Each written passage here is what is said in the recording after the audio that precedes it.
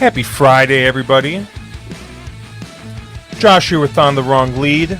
Another episode of You've Gotta Be Sha Tinning Me. I'm joined as always by the brains of this operation, Mr. Matt Carlson. Matt, how you doing, my friend?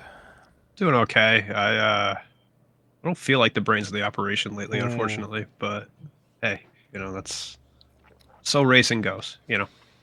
Hey, you had a couple winners on the live stream last week, so that helped. Yeah, yeah. I think I hit the early pick three, which paid nothing. Wednesday I did okay. I think I had one. I had one bomb like in race five, which actually was not my best bet in that race, but my best bet went off 8-5, and instead I hit the 28-1 and connected it up a little bit. I think I hit three Bs in the early pick five in that, which or pick three rather, but that pissed me off a little bit. But hey, don't use 28-1s as Bs. I don't think is the lesson there. I suck at betting, so handicapping easy, betting difficult. So, I know people maybe don't agree with ITP's methods and how he tries to bring stuff across. But one of the things that he basically says is people kind of do A's and B's backwards, right? Where they make the short prices A's and they make the long prices B's, when in reality they should flip them, right? Where the long prices should be your A's, right? If you think a 28-1 is a good shot, like that should move him up to an A. And it's just an interesting way, I think, to think about it, and like the thinking basically being that if you're right, like you want to get paid, right? And yeah, I don't necessarily always like follow that, but I think it's a good thing to think about when, especially if you're someone who does, ABC type thing. Like what I've started doing, and I think the method I use is a little bit differently, and it's something I kind of picked up from Tommy Massis is I always start with a caveman ticket and then do presses. So my A's get pressed, but I always have a caveman ticket, right, with all my A's and B's, because yeah, like there's no worse feeling in the world than going three B's, right? And hey, it was a 12-1, it was a 15-1, and it was a 20-1, and it's like, well, why did I went 3B here, and I got nothing, mostly for like pick fives and stuff like that. It does get expensive, right? Because you're not really, right, people like playing the Steve Christ ABC method because it quote unquote saves them money, right? Like their tickets get cheaper. My tickets just technically get more expensive, but if all my A's hit, right, my strong opinions hit, then I do get paid off. Best example I have of that is the pick six ticket I hit from Drinking Champagne on like our second or third episode. I hit it two times, right, because I pressed my A's and I went all A's, and so it went from winning 7 grand to 14 grand because I hit it twice. But yeah, I don't know. I there's nothing more frustrating, right? My favorite thing is where, especially as like horizontal players, it's like you go 0 for 5 or you go 1 for 5, and it's like the one is like the 30-1 shot that nobody else had, and you're just like, great, like I made no money on this because I got all the other races wrong. If you're lucky, maybe you had a win bet on it or something. But yeah, betting's tough, man. Betting is much harder than handicapping. Yeah, I mean, look, right? And I mean, I joke a little bit, or not joke. I mean, it's hard seeing like, oh, hey, I had all the right horses in a sequence that paid what I think 450-1 or something like that, right? But Mm-hmm. the reality of that is, right, proportionally in that race that I had the winner in that made that sequence pay.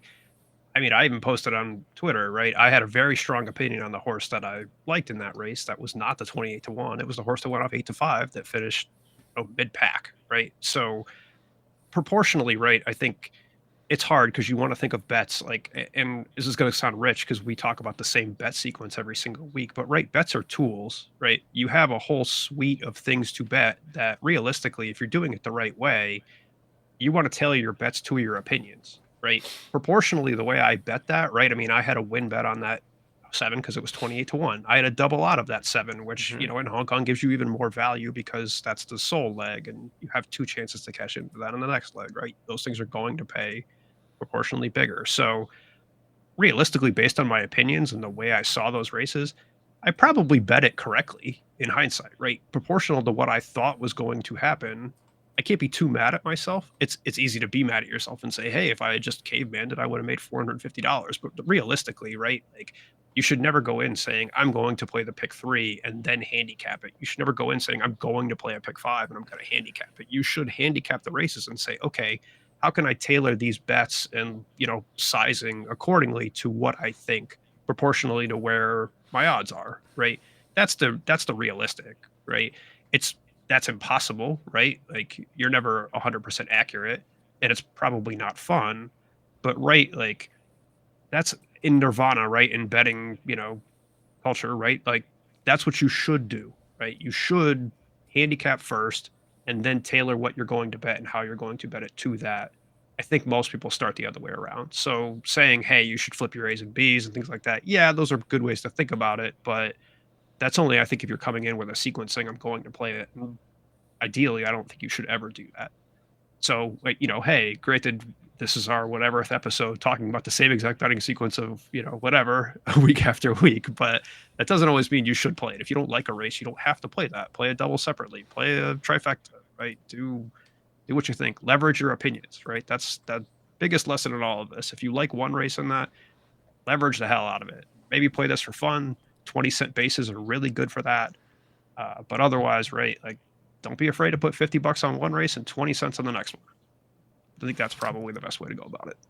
Yeah, and remember, like, right, just yeah, like I said, just play an amount that you're comfortable with, right? I always laugh, Matt. There was a when we first started doing this, like on the wrong lead in general, not our show. There was a horse I really liked, and I put like I put what I thought was like what for me was a big bet for me at the time. Put $20 to win on the horse, right? And horse wins. And some guy DMs me. He's like, "Dude, great call," and he shows me like $100 win bet on that horse, and I'm like, this guy just made 5 times the amount I did on my my strong opinion, you know. But I mean, that's just that some people just that's their base, right? Like we talk about sports betting, right? Like my base unit is generally around $10, right? I mean, usually it's like $11, right? Because it's usually minus 110 or 10.50, whatever. But $10 is generally my unit, right? And I usually don't bet more than 2 units on something, right? And like yeah, like for some guys, like their unit is $1,000. Like it's all about it's all about perspective a little bit, but Yeah, I think, I yeah. mean, not to belabor that too much, right? But when it comes to some of this stuff, I mean, that's what makes horse racing hard is because if you can show a consistent edge, right? And yeah, to have a consistent edge in horse racing is almost impossible, right? The rake is massive. That's what people talk about, but especially sports betting, right? Like if you can have a consistent 1, 2, 3% edge, the best part about that is you can scale it infinitely, right? Until you get kicked off. But that's the ideal portion of it. It's not what people think of like, oh, hey, you're a brilliant sports bettor or you're a brilliant horse handicapper, you're hitting 80% of the time, right? That's not it. It's even if you're hitting, only to get that 1% edge, the ideal is if you have a 1% edge, you could bet $1 million on that, right? And come out with what a net, 10 grand profit every single time you're betting, theoretically, right? If you truly have that edge, it's few and far between that you can prove that out that you're going to have that. So, it's not the sexy thing that people think, right? Like people text you for the Kentucky Derby being like, "Oh, you love horse racing, give me the winner," right? Like that's one race out of hundreds that you may look at in a week, right? Like that's not the way this works. So, it's I don't know. That's betting, but Yep. Let's move on here to this late pick three. Race 8, 1400 meters, Sha Tin Clubhouse Handicap. Got Class 4 racing here. Your morning line favorite is going to be this two with a smile. This is the horse that I'm going to keep most of my bets around. This is just a typical horse that's been improving every single start.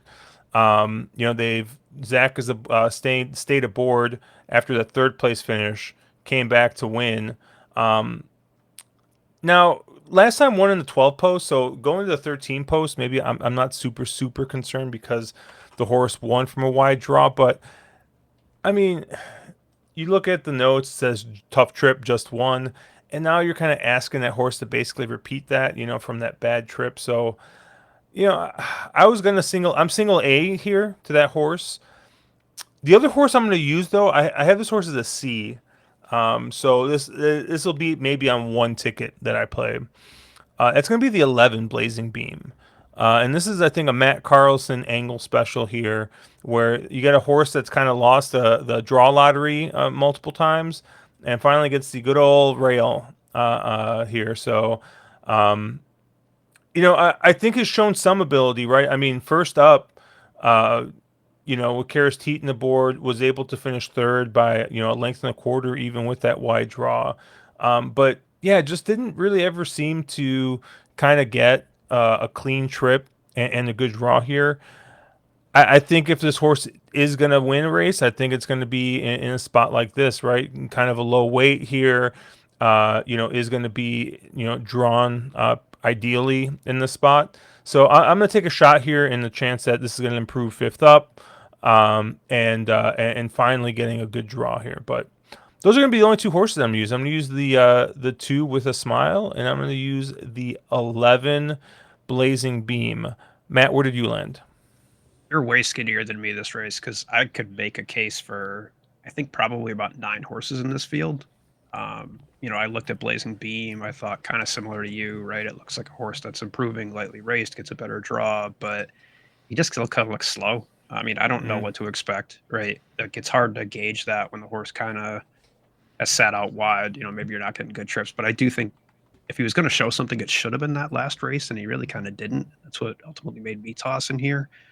Um, I thought the two obviously has a great chance to win this race. I just don't want the favorite in here, especially when it's drawn out in the 13 post, right? He looks very similar to the five actually in a lot of circumstances, right? Kind of those lightly raced horses that are improving every time up, but are kind of getting shafted by having a really bad draw out here.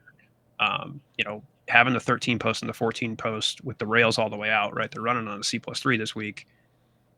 That's almost a death sentence, right? And given the amount of money I think those horses will take, I just wanted to look elsewhere.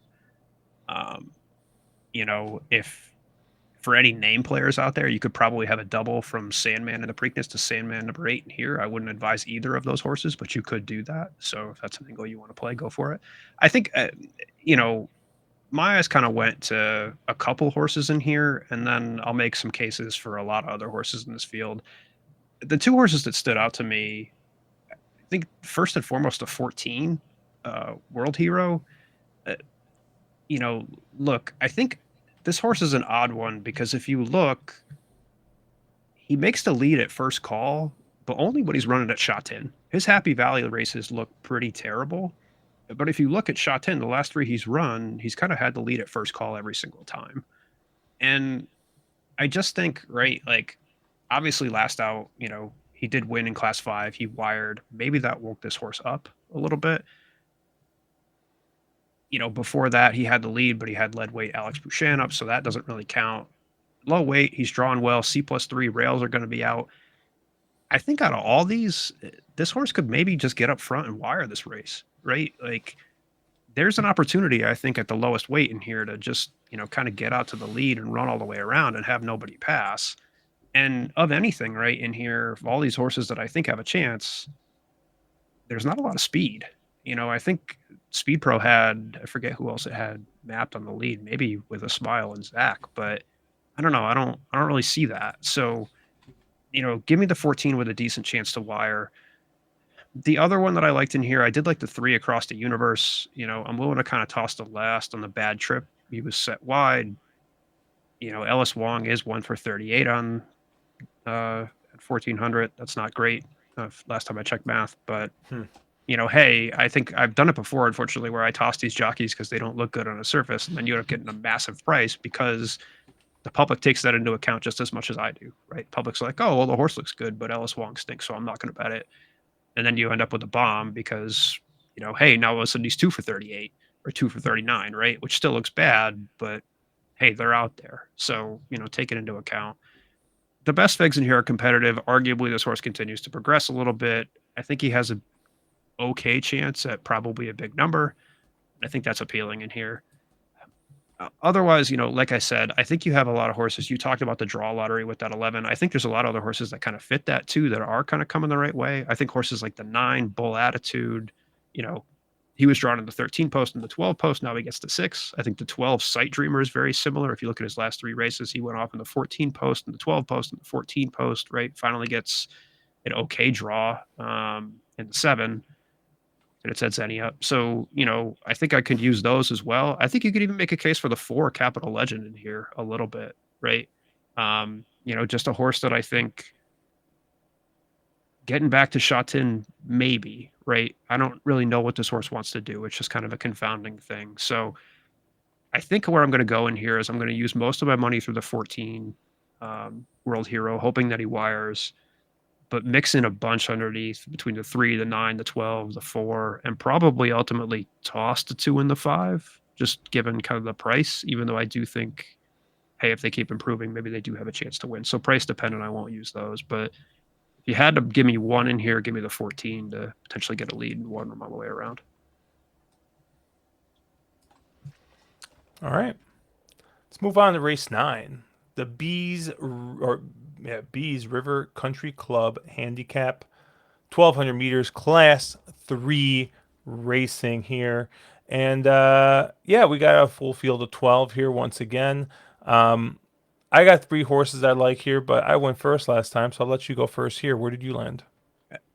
I think you could probably sound the Zach Simple arm a little bit on this one for me. I think I like the 4 Best Pakistan Legacy, right? Just one of those horses that might take too much Zach money, but there's a lot to like. He gets an improved draw. He's been closing into races where, those horses kind of won on the lead. He's probably your favorite in here, maybe.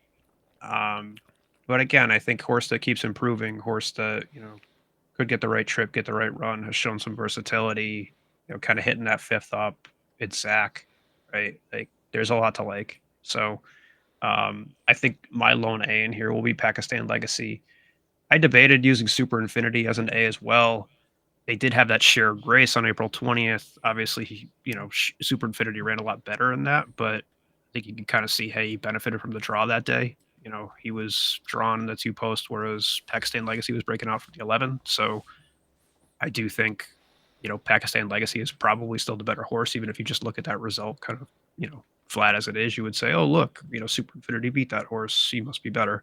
And he's going off at, 3 pounds lighter. So, you can't really take that kind of at face just because of the draw, I think. It, I don't know. I may use this as an A. I just think he's probably going to be second choice in here. And I don't want to use kind of 2 low prices as both A's in my ticket just based on how wide I'm going in the first race. So, I'll use Pakistan Legacy as an A, Super Infinity as a B. The only other horse that I wanted to use that, again, just one of those horses that I can't really make heads or tails of is the 10 Blazing Wind. This horse has weird kind of like form cycles going on. He looks great. He looks really competitive and then just throws in a few clunkers and kind of doesn't do anything and then kind of comes back into form. You kind of have this, not even like an every other, but like, kind of a 2 and 2, right? Where he runs 2 good races, 2 bad races, 2 good races, 2 bad races. He's kind of in that form cycle now, although you might say, hey, he's due for another bad race because he kind of ran 2 good ones or decent ones recently. So I just don't know what to do with this horse realistically. The last 2 races were encouraging enough where, price dependent. I'm willing to test the waters a little bit with a B. But, again, most of my money I think will be through Zach in here, just trying to get through it. Yeah, I'm with you on the 4 and the 5, Pakistan Legacy and Super Infinity for all the reasons you said. But I'm basically zagging where you zigged because I was so skinny in the first leg. I felt like I could use both of them in here. And the only other horse I'm going to use is I'm going to use the 9 Magic Hollow. Brittany Wong stays aboard here, gets a slightly better draw in here, and this is just another lightly raced horse that seems like it has kind of improved the last couple times out, and yeah, I like the slightly adding a little bit of distance here, and getting a middle draw. Yeah, interested to see how this one runs, but yeah, took a big step forward, I think, last time. And just when I thought that maybe adding the extra furlong might be helpful for the 9 here. So I'm gonna use the 4, the 5, and the 9. Let's move on to race 10, the Shenzhen Center Handicap. We're gonna be going a 1 turn mile here, 1,600 meters. And Yeah, I have two A's and a B in this race. I think my top pick is going to be the 11 Magnificent Nine. This is a horse that is just very consistent, right? It has been in the money the last 4 times out. Um, one 4 back at 1,400 meters, and it's kind of backed them up with pretty decent efforts. Um, kind of had a bad draw that up in class first time, but ran well, ran second, and I think has kind of cemented himself in this class here. It does have 18 tries at this class, has yet to have a win, but I think this is just a horse that it might be just peaking at the right time. Very like I said, very good form. Just barely missing actually the last couple times out. So and I mean running against some pretty decent horses: Armor War Eagle, Another World, Family Jewel. So yeah, I like Magnificent Nine here in this spot. The other horse I'm going to use is Tourbillon Prince, the one. Maybe we have to sound the Brittany Wong simp alert here, but I kind of looked at this race, and you don't really have a ton of pace. I mean, you got the 9 definitive, who's shown some speed, but that seems to kind of be at long, like, has really been on the lead at Happy Valley or, going 2000. Um, but outside of that, there's just not a ton of speed in this race. So I thought there might be a shot for Brittany Walk to be able to steal this one on the front end, gets the rail, which means that no, there's not going to be any way that, you know, if she wants the rail and can break, I mean, she's going to get it. And I really do think that this horse's best races have been on or near the lead. So, Zach rode this horse last time, and kind of set off the pace and just basically didn't run at all. Had a bit of a tough trip that time. But now you're getting the 10-pound break with Brittany aboard. You're getting the rail. So I thought that you can get a step forward with this horse. And I think this horse has got some back races that very competitive with the rest of the field in this race. Really, the only B I have is the 7 Star Mac. And this is one I think on figures kind of fits, but um, on form, has only got one win in Sha Tin and 22 starts. So not necessarily one that likes to win a lot, but kind of it runs pretty consistently here. So I think this is probably going to be like one of those middle prices, that 5 or 6 to 1. But I think if you look closely enough, it's got races that fit here. So I'm going to use the 7 Star Mac as a B, but my top pick is the 11 Magnificent Nine. I'll be using the 1 Tourbillon Prince as an A and Star Mac as my lone B. Where did you land? So it's funny, and I'm happy you're probably in really good shape because you literally picked every single horse that I wrote down and then said, "Here's the reasons I'm not going to bet these horses." So congratulations to you. That's like the best angle in handicapping you could possibly have. Magnificent Nine, I think Figs wise is competitive. My concern was Alexi Bedell up, right? He is god awful at a mile. He's 0 for 44 and has hit the board twice. at a mile ever in the past year. Like it's really bad. So that's the reason I crossed out Magnificent Nine. Starmac, I don't know. I think he's a two-turn horse to me. I think that just, his races figs wise have looked competitive. He's just one of those horses that never seems to get there on the win line. Granted, you get paid for second here, so hey, maybe he'll, kind of suck up into the exacta, but he just kind of seems like a third place horse when he runs these configurations. I think he just wants two turns, and I don't know why they have not run him, more so either running like 1650 at Happy Valley or even 2200 or 2000 at Sha Tin. They don't card a lot of those, but yeah, I looked at both of those and I had those written down, and I just kind of backed off of them for those reasons. Torbian Prince is the interesting one to me. I think if Torbian Prince can run the races that he's had, kind of historically, he dusts this field, right? Just absolutely towers over this field, has run races that are multiple lengths faster than anyone else in here. My concern is twofold, right? One, Zach was obviously up last time, and now you get Brittany Wong. And do I really want to bet Brittany Wong on a horse that Zach couldn't win on? Maybe not. That's a concern. My bigger concern, right, is if you look at the notes from last time, he got pulled up and finished out the back because he was a roarer, right? Roarer means, you had some sort of breathing issue, right? And was, kind of had an issue and actually, couldn't finish the race. I looked into that and I'm like, okay, well, has this happened before? And the horse was coming off actually surgery. He had a laryngoplasty, before this season started.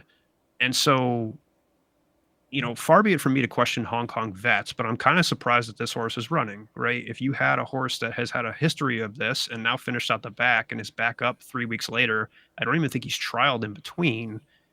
That's a concern. I don't know if this horse is actually right. I don't know if this horse should even be running at this race. So again, if I don't know enough about veterinary procedure and horse anatomy to know if something like that can just clear up within 3 weeks, right? Or if the fact that this horse had a breathing issue last time and couldn't physically finish a race is of a concern. I think I'll use it as a B just in case, but I don't think this horse is at its best. So I do think there's opportunity here to get around that, especially if this horse is very short. I don't want any part of that, just kind of given the history of issues there. So just something to watch out for when it comes to Turby and Prince. That said, it's very easy to cap horses of why I don't like them. I'm not really sure where else to go in this race, so I probably picked two horses that aren't of high quality, but I'm going to go with them anyway. So two horses that I went to as A's. I'm going to use the 10 Supreme Agility, and it's really hard to take a horse that's only hit the board once and has 1/3 out of 15 lifetime races, but hey, here we are. I think the last two have very big excuses, right? Broke bad kind of last out, had to trail the field. I do think extending out to a mile helps this horse, right? He can be a little more forward off the break. He can kind of close in and get a little more time to, get there where he's been running at 1400 previously. I don't think this is a great field.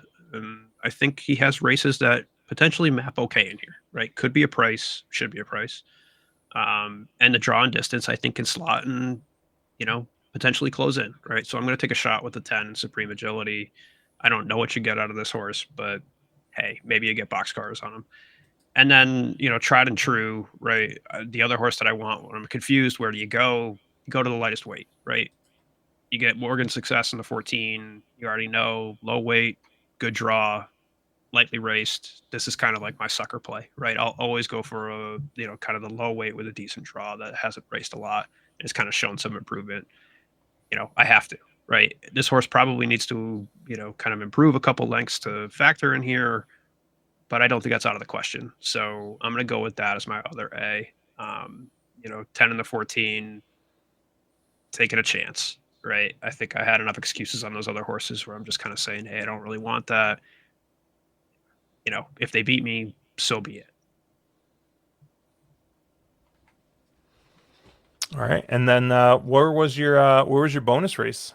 I had to go to race one. Our good friend Andrew Champagne actually sent me a message on Twitter saying Oh, that he race sent me the one same race, the was same one of message. was one of the worst races he's ever seen carded. So that, I love trash, right? The old Oscar the Grouch line.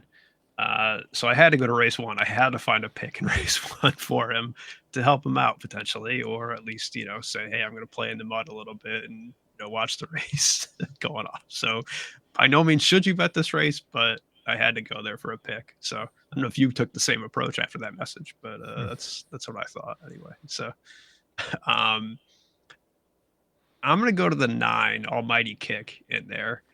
I just think from a Figs perspective, he has a lot going for him. I think, again, you one of those horses you can kind of make excuses for the last few out, right? Had to slot in, after a bad start. Last out, obviously had the wide draw.